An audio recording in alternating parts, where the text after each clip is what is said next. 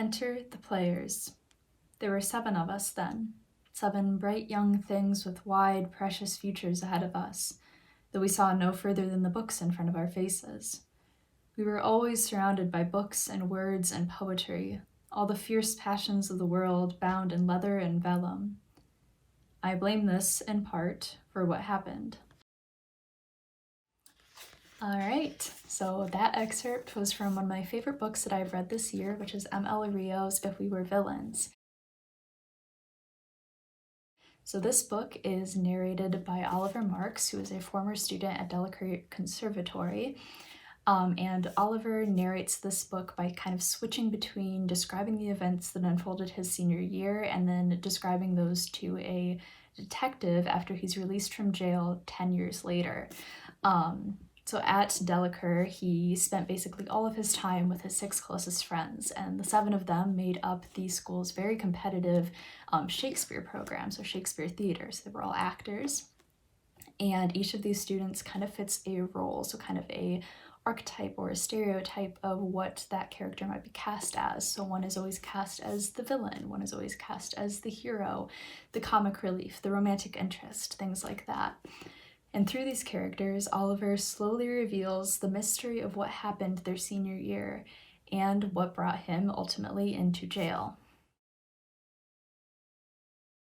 I think this book does a lot of really cool things, and I was drawn to it for a lot of different reasons. One of which is the way that she approaches theater and the concepts of theater and the nuances of theater and acting.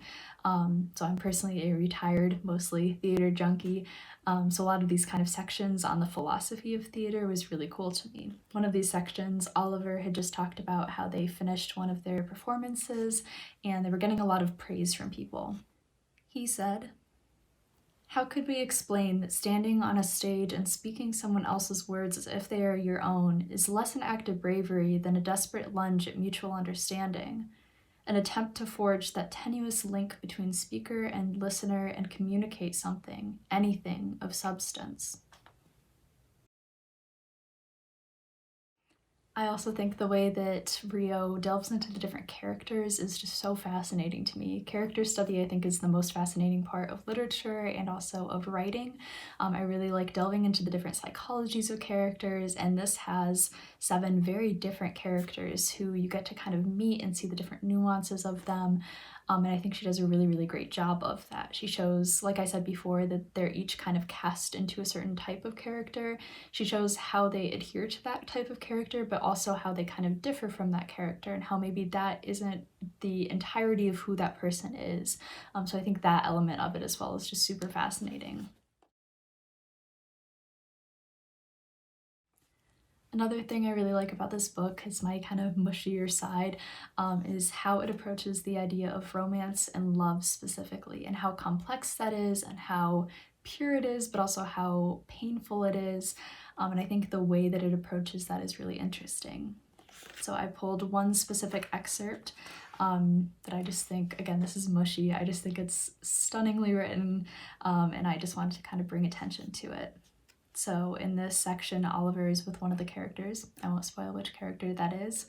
And he has just kissed her, and then she asks what that was for.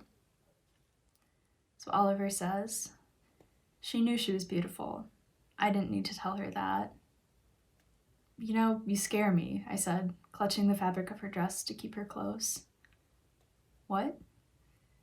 "I don't know, it's like I look at you and suddenly the sonnets make sense. The good ones, anyway."